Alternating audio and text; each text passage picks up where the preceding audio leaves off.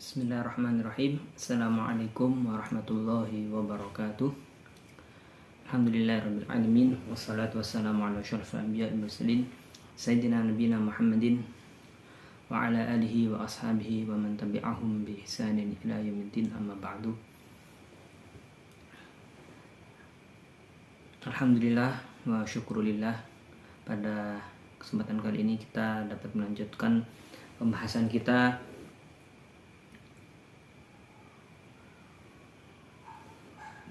pada kitab Ar-Risalah Al-Jami'ah.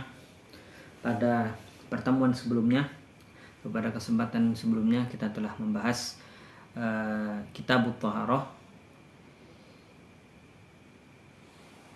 kemudian pembagian air, dan juga telah kita bahas secara tuntas tata cara mengenai mandi wajib, hal-hal yang menyebabkan seorang itu harus mandi wajib, dan juga kita tutup dengan pembahasan hal-hal yang membatalkan wudhu. Pada kesempatan kali ini kita akan memasuki bab baru, yaitu bab sholat, ya, Kitabus Sholat yang menerangkan tentang sholat. Di pembahasan sholat ini mu'allif langsung pada pembahasan syarat-syarat sahnya sholat. Nah, sebelum kita melanjutkan pembahasan, mari kita sama-sama berdoa, mengirimkan doa bagi guru-guru kita dan juga kepada penulis kitab. Mudah-mudahan ilmu yang kita pelajari dapat bermanfaat di dunia dan di akhirat. Al-hadin ya sholih, kulun dan thayyibah, nuqafun al-fatihah. Bismillahirrahmanirrahim. Alhamdulillahirabbil alamin, arrahmanirrahim, maliki yaumiddin. Iyyaka na'budu wa iyyaka nasta'in, ihdinas siratal mustaqim, siratal ladzina an'amta 'alaihim ghairil maghdubi 'alaihim waladdallin. Rabbi ighfirli wa li walidayya amin. Baik. Kita langsung pada pembahasan kitab. Qala al-muallif rahimahullahu ta'ala wa nafa'ana bi'ulumi fid dharaini. Syurutu sihhatis shalah. Syarat-syarat sahnya salat. Nah, sebelum kita masuk kepada pembahasan ini, perlu kita pahami terlebih dahulu apa itu perbedaan antara syarat dengan rukun. Ya, apa itu perbedaan antara syarat dan rukun? Kita mengenal ada syarat sah sholat, kemudian ada rukun sholat. Nah, syarat adalah hal yang apabila tidak dipenuhi maka sholat tersebut tidak sah. Namun syarat bukan bagian dari sholat. Nah, itu. Jadi syarat adalah sesuatu, ya, syarat ibadah adalah sesuatu yang jika tidak ada atau tidak dipenuhi maka ibadah itu tidak sah. Namun hal tersebut bukan bagian dari ibadah tersebut. Jadi, syarat ibadah adalah sesuatu yang apabila tidak dipenuhi maka ibadah itu tidak sah, tapi bukan bagian dari ibadah itu. Nah, sedangkan rukun adalah, rukun ibadah adalah sesuatu yang apabila tidak dipenuhi maka ibadah itu tidak sah, dan rukun itu adalah bagian dari ibadah tersebut. Nah, ini yang membedakan antara syarat dengan rukun. Kalau syarat itu bukan bagian dari ibadah, nah, kalau rukun itu bagian dari ibadahnya. Contoh,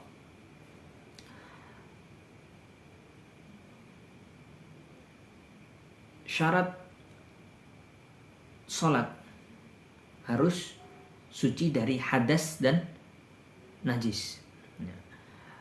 Harus suci dari hadas dan najis. Nah, maka karena suci, karena disyaratkan harus suci dari hadas dan najis, ya, maka seorang yang sholat itu disyaratkan harus punya wudhu, harus wudhu.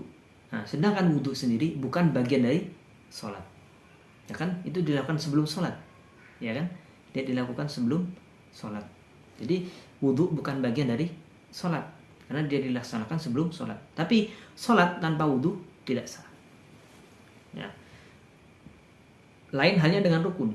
Contoh rukun, membaca Fatihah. Nah, membaca Fatihah itu rukun dari sholat. Di mana bacanya? Di dalam sholat. Dia bagian dari sholat. Nah ini, orang nggak baca Fatihah tidak sah sholatnya. Nah ini, kalau syarat harus dilakukan, harus dipenuhi, tapi dia bukan bagian dari ibadah. Seperti contohnya tadi, apa namanya, suci dari hadas dan najis. Terus kemudian seperti juga halnya menghadap kiblat, itu juga termasuk syarat sholat. Nah, tapi bukan bagian dari sholat, karena di luar, orang menghadap kiblat itu kan sebelum sholatnya. Karena sholat itu adalah ibadah yang diawali dengan takbiratul ihram dan diakhiri dengan salam. Nah, runtutannya sholat itu mulai dari takbiratul ihram itu. Nah, kan menghadap kiblat itu ada sebelum kita sholat. Meskipun selama itu kita juga harus menghadap kiblat. Nah, berikutnya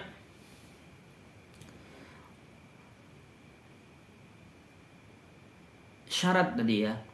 Syarat ini, syarat sholat itu dibagi dua. Ada syarat wajib sholat dan syarat sah sholat. Apa ini perbedaannya? Syarat wajib adalah hal yang harus dipenuhi oleh seseorang sehingga dia itu diwajibkan untuk sholat. Itu syarat wajib. Sedangkan syarat sah sholat adalah syarat yang harus dipenuhi oleh seseorang sehingga sholat yang akan dia lakukan menjadi sah. Nih, syarat wajib itu syarat yang membuat seorang jadi diwajibkan sholat. Nah, sedangkan syarat sah adalah syarat yang harus dipenuhi agar sholatnya seorang itu menjadi sah. Ini syarat menjadi wajib, ya syarat seorang menjadi diwajibkan sholat, dan syarat yang harus dipenuhi agar orang itu disahkan sholatnya. Nah, itu bedanya syarat wajib dan syarat sah.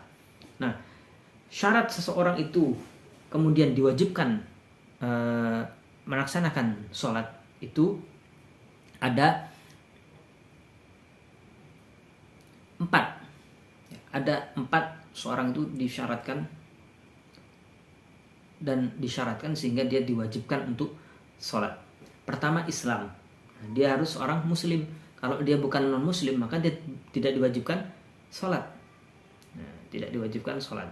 Kedua, balik. Nah, balik. Kalau yang perempuan itu baliknya itu ditandai dengan dia keluar haid atau sudah umur 9 tahun. Nah, orang ini seorang wanita yang sudah berumur 9 tahun meskipun tidak keluar haid, ya, maka dia sudah dikategorikan balik, ya, balighah. Nah, seorang yang sudah balik. Nah, ini 9 tahun ini hitungan tahun Qamariyah, ya, hitungan Hijriyah, bukan hitungan Masehi. Nah, atau kalau laki-laki maka ditandai dengan dia itu keluar mani dengan bermimpi, ya, mimpi keluar mani. Nah, atau dia misalkan dia belum keluar mani tapi umurnya sudah 12 tahun. Nah, jadi syaratnya itu tadi, kalau perempuan keluar haid atau umurnya sudah 9 tahun, laki-laki keluar mani atau umurnya sudah 12 tahun. Jadi kalau belum keluar haid, belum keluar mani sedangkan umurnya sudah 12 tahun, maka dia sudah termasuk balik. Nah, 12 tahun ini hitungannya dengan hitungan Hijriyah, bukan Masehi. Nah, tadi syaratnya Islam atau balik. Maka anak kecil yang belum balik, belum nyampe umur ini atau belum keluar ciri-ciri tadi itu, maka dia belum diwajibkan sholat. Tapi kalau misalkan ada anak yang belum balik, dia kemudian sholatnya tetap sah asalkan memenuhi syarat dan rukunnya. Kemudian al-aqlu, dia berakal. Nah, berakal ini maksudnya apa? Berarti dia sadar, dia tidak gila. Orang yang gila maka dia tidak diwajibkan sholat. Termasuk juga orang pingsan. Nah, orang pingsan itu juga tidak diwajibkan sholat, kecuali kalau dia pingsannya itu sudah lewat waktu sholat sampai pada waktu yang mencukupi dia untuk sholat. Misalkan ada orang setelah adzan zuhur, kemudian lewat waktu 5 menit. Nah, lewat waktu 5 menit. Kemudian dia pingsan. Ada seorang kan adzan zuhur, kemudian lewat waktu 5 menit, kemudian dia pingsan. Nah, ketika sadar, dia wajib sholat zuhur. Kenapa? Karena 5 menit ini sudah mencukupi seorang untuk sholat zuhur. Nah, kemudian dia pingsan, bangun-bangun sudah isya. Nah, bangun sudah isya. Maka dalam keadaan ini dia tidak diwajibkan untuk sholat asar dan maghrib. Kenapa? Karena ketika asar dan maghrib ini dia dalam keadaan hilang akal. Nah, tapi dia wajib mengqadha sholat zuhur kalau memang tadi belum sholat zuhur. Kenapa? Karena dia pingsannya itu sudah lewat waktu yang mencukupi seorang itu untuk sholat. Nah, ini orang yang hilang akal. Termasuk juga kalau orang gila juga seperti itu. Misalkan dia gilanya itu gila kambuhan. Nah, gila kambuhan ini maka wajib mengqadha kalau misalkan sudah lewat waktunya yang mencukupi seorang itu untuk sholat. Kemudian juga yang mewajibkan juga tadi yang pertama kan Islam, balik, berakal, dan yang keempat suci atau bebas dari haid dan nifas. Nah, orang yang haid dan nifas itu tidak diwajibkan sholat dan juga tidak qadha. Nah, orang haid dan nifas tidak wajib sholat dan tidak haid dan qadha. Tidak wajib sholat dan tidak qadha. Ya, orang yang haid dan nifas itu tidak diwajibkan. Nah, jadi tadi dari 4 ini ya, Islam, baligh, berakal, kemudian suci dari haid dan nifas. Nah, dari 4 ini ada yang mewajibkan seorang itu qadha di antara 4 ini. Kalau misalkan tidak terpenuhi, apa itu? Orang yang tadi Islam tadi ya. Misalkan ada orang murtad, orang muslim kemudian murtad, kemudian setelah 1 hari dia masuk Islam lagi. Nah, orang seperti ini wajib qadha. Wajib qadha 1 hari tadi ketika dia murtad ini. Nah, ini wajib. Nah, ada dari 4 ini yang meskipun tidak diwajibkan tapi wajib qadha tadi. Itu pertama tadi ke Islam, terus kemudian murtad masuk Islam lagi. Kemudian orang yang berakal tadi, kalau hilang akalnya seperti pingsan tapi sudah lewat waktunya yang mencukupi dia untuk ibadah sholat, maka itu wajib qadha. Itu saja. Tapi selama yang lewatnya tadi enggak. Lain halnya dengan orang yang murtad. Kalau murtad itu berarti selama masa dia murtad tadi itu wajib mengqadha. Nah, ini adalah syarat wajibnya sholat. Maka orang yang koma, orang yang koma atau bukan koma, hilang akal. Orang yang lumpuh, ya, orang yang lumpuh tapi dia sadar. Orang yang lumpuh dia hanya bisa menggerakkan mata, ya kan? Itu tetap wajib sholat, ya, karena dia memenuhi syarat wajibnya sholat. Dia itu masih berakal, balik, misalkan dia seorang Islam, tidak haid dan tidak nifas, sudah, maka tetap wajib sholat sebisanya. Nah, ini syarat wajib sholat. Nah, kemudian kita masuk kepada pembahasan yang ada di kitab, yaitu syurutu sihhatis shalah, syarat sahnya sholat. Wa yushtaratu li sihhatis sholati, dan disyaratkan untuk sahnya sholat. Nah, ini berarti harus dipenuhi. Kalau tidak dipenuhi maka sholat seorang itu tidak sah. Ma'rifatu dukhulil waqti biyaqinin. Nah, mengetahui masuknya waktu sholat dengan yakin, au ijtihadin, atau dengan ijtihad, au ghalabatiz dzan, atau perkiraan yang kuat. Nah, perkiraan yang kuat. Nah, ini ma'rifatu dukhulil waktu. Nah, mengetahui masuknya waktu. Nah, maka kita harus tahu waktu-waktu sholat.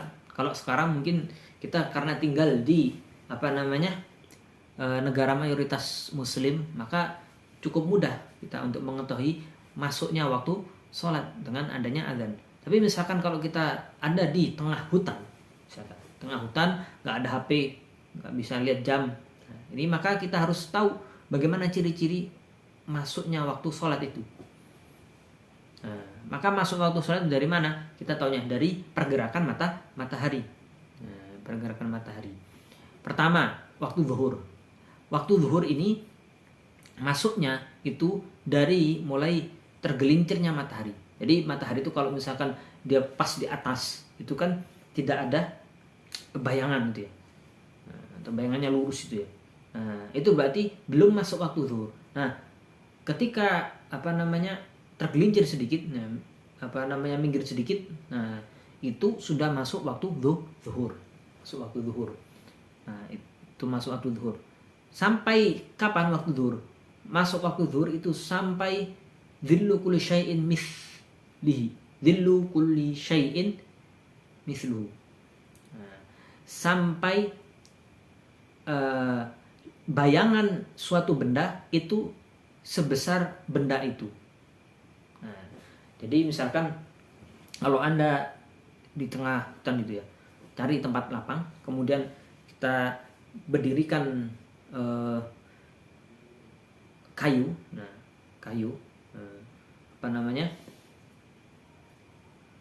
tongkat atau lidi di atas tanah, didirikan gini.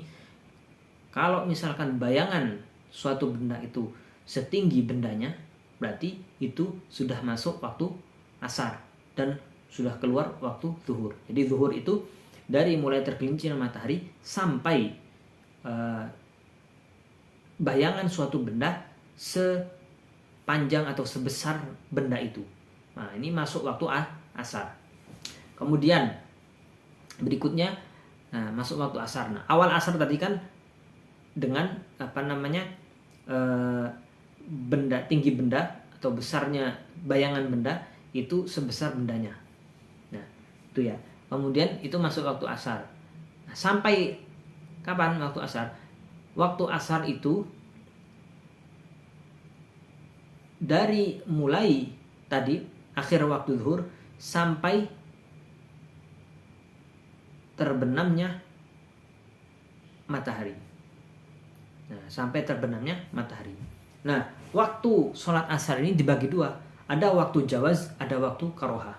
Artinya waktu dibolehkannya sholat secara mutlak, jadi tidak dimakruhkan. Nah, dan ada waktu yang makruh untuk sholat. Tapi kalau belum sholat tetap wajib sholat di situ, cuman makruh. Nah, hendaknya dihindari ini. Nah, waktu jawaz, waktu yang dibolehkan, yang lebih dianjurkan untuk sholat di situ, itu adalah dari mulai awal waktu sholat asar, yaitu ketika bayangan suatu benda itu sama dengan tinggi bendanya, sampai bayangan suatu benda 2 kali lipat dari tinggi bendanya. Tadi kita kalau menusukkan menegakkan kayu ya, menegakkan kayu atau lidi, kita menegakkan lidi, kemudian tinggi bendanya itu tinggi bayangannya itu 2 kali lipat ya. Tinggi bendanya 2 kali lipat dari bendanya ya, atau tinggi bayangan ya. Kalau misalkan tinggi bayangannya 2 kali lipat dari tinggi bendanya, tinggi benda aslinya, maka itu sudah akhir waktu jawaz. Nah, jadi waktu yang dianjurkan untuk sholat asar itu adalah dari mulai tinggi bayangan setinggi bendanya sampai tinggi bayangan 2 kali lipat dari tinggi bendanya. Tinggi bayangan 2 kali lipat dari tinggi bendanya. Nah, ini adalah waktu yang dianjurkan. Kemudian setelahnya adalah waktu karoha, waktu yang dimakruhkan. Nah, ini kapan? Dari mulai tinggi bayangan 2 kali lipat tinggi bendanya sampai terbenamnya matahari, sampai tenggelamnya matahari. Ini waktu yang makruh, waktu yang makruh. Nah, kemudian setelah tenggelamnya matahari, ya kan, itu masuk waktu maghrib. Nah, waktu maghrib.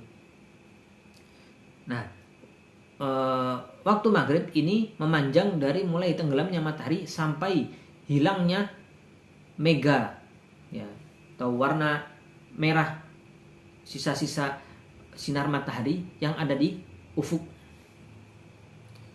ya, yang ada di ufuk, yang ada di ufuk barat. Jadi dari mulai terbenamnya matahari sampai hilangnya mega yang ada di ufuk barat.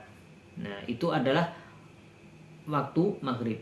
Nah, ketika ufuk merah yang ada di barat itu sudah hilang, maka masuklah waktu isya. Nah, waktu isya ini memanjang sampai kapan? Sampai terbitnya fajar shodiq. Nah, fajar shodiq, ada fajar katib, ada fajar shodiq. Nah, fajar ini kita taunya dari mana? Dari kita naik. Kalau kita di tempat tinggi mungkin bisa kelihatan ya. Nih, apa namanya, perbedaannya itu ya. Kita bisa melihat di arah timur ya. Kalau misalkan apa namanya, sekarang mungkin agak susah karena sekarang lampu-lampu itu sudah banyak, kemudian juga banyak bangunan-bangunan tinggi. Nah, jadi fajar shodiq itu, mulai munculnya fajar shodiq itu tanda berakhirnya waktu isya dan mulai masuknya waktu subuh. Nah, waktu subuh memanjang dari mulai terbitnya fajar shodiq sampai terbitnya matahari.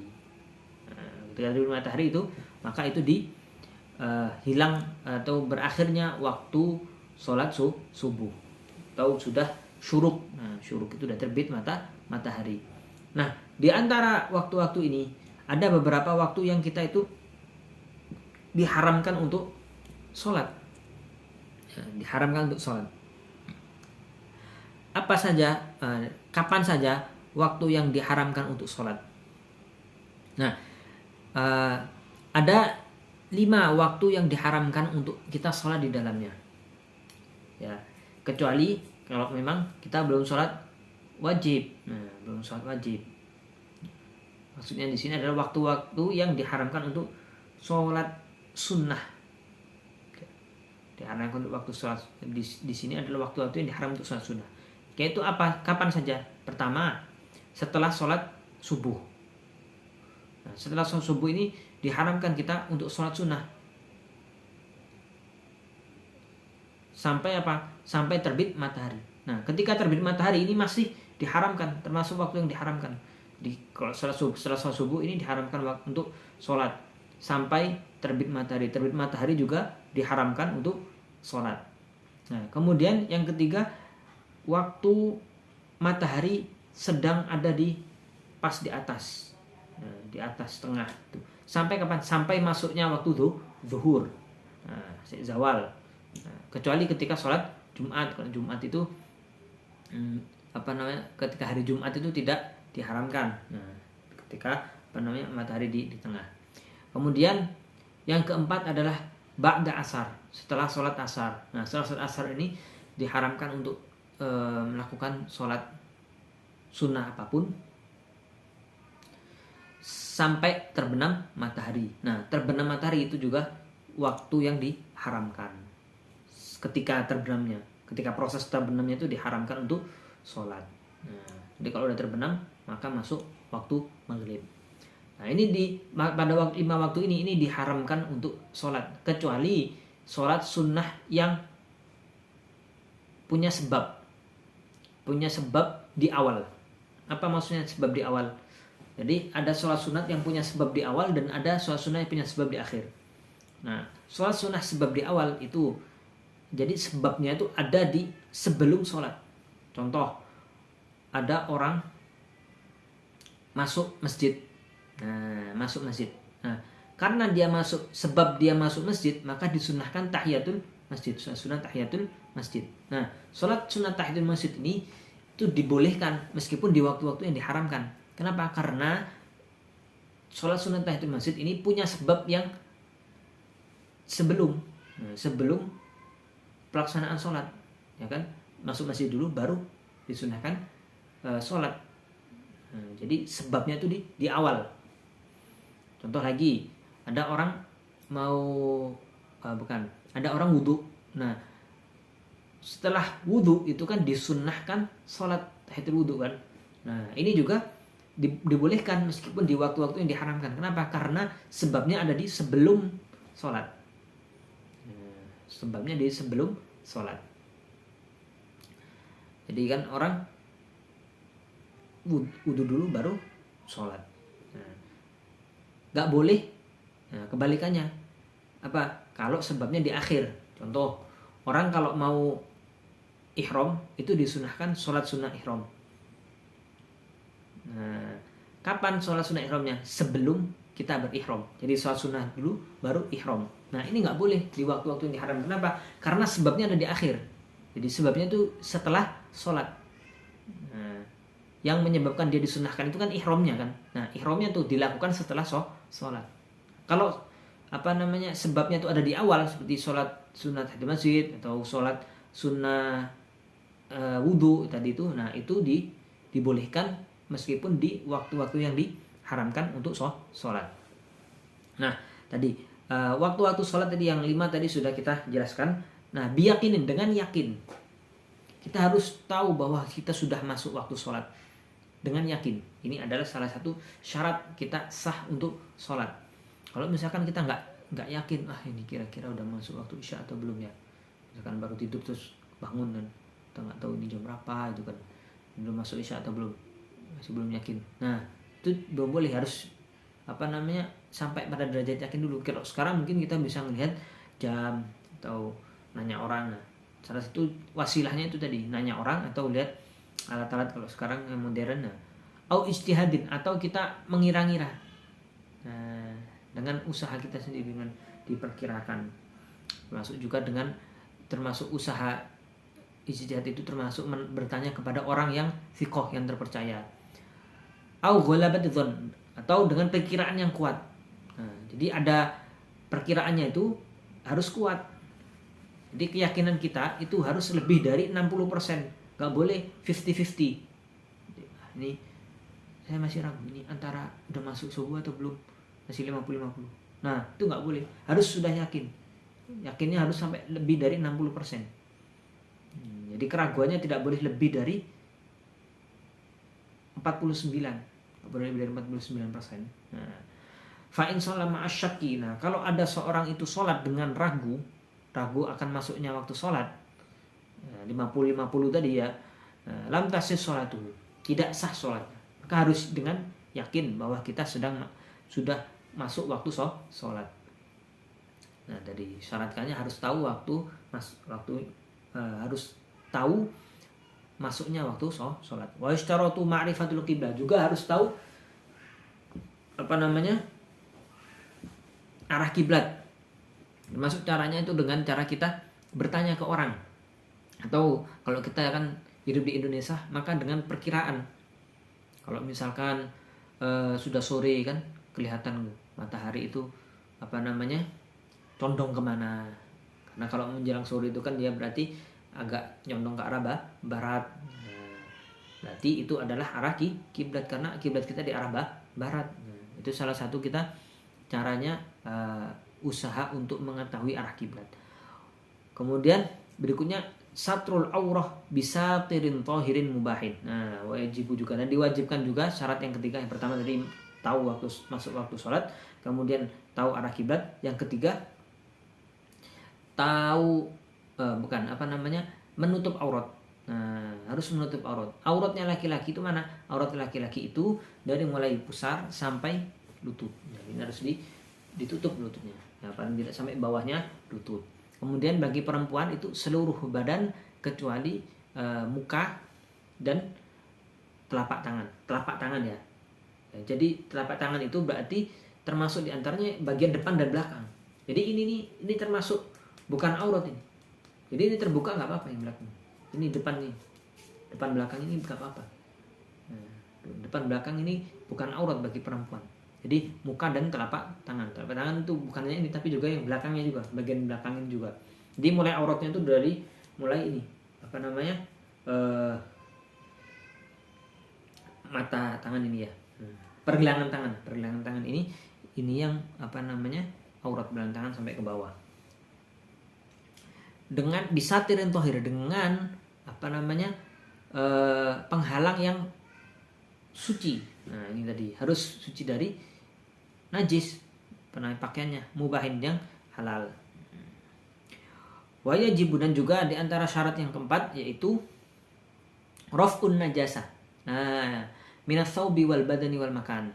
Nah, harus suci dari najis, dari pakaian, badan dan juga tempat. Nah, harus suci dari najis dan juga hadas dari apa namanya badan. Nah, ini wajibu al-qadir an yusalliyal fardhu qa'iman. Nah, berikutnya yang kelima yaitu bagi yang mampu disyaratkan sholat itu dengan keadaan berdiri. Sholat wajib itu pada sholat wajib atau sholat fardu yang 5 itu diwajibkan, disyaratkan juga untuk sholat itu berdiri. Kecuali bagi yang tidak mampu. Kalau yang tidak mampu maka dengan duduk. Kalau wajib kalau yang mampu maka wajib berdiri. Yang mampu wajib berdiri. Jadi ada 5 tadi ya. Suci tahu waktu sholat, jadi dengan tahu masuknya waktu sholat, tahu arah kiblat, kemudian menutup aurat, kemudian suci dari hadas dan najis, kemudian berdiri bagi yang mampu. Ini adalah syarat disahkannya sholat seseorang. Ingat, syarat sah itu berarti dia di luar bagian sholat, tapi tanpa dia sholat itu tidak sah. Nah, sama seperti tadi syarat wajib. Nah, balik itu bukan bagian dari sholat, tapi tanpa balik seorang itu tidak diwajibkan sholat. Ini perbedaan antara syarat dengan rukun. Nah, saya kira cukup sampai sini pembahasan kita pada kesempatan kali ini. Insya Allah pada kesempatan berikutnya kita akan membahas mengenai rukun-rukun sholat secara lebih luas ya. Kita akan masuk kepada rukun sholat. Apabila ada pertanyaan silahkan disampaikan kepada pihak Qurbun Salim. Mohon maaf apabila ada kekurangan. Billahi taufiq wal hidayah wa ridwal inayah. Assalamualaikum warahmatullahi wabarakatuh.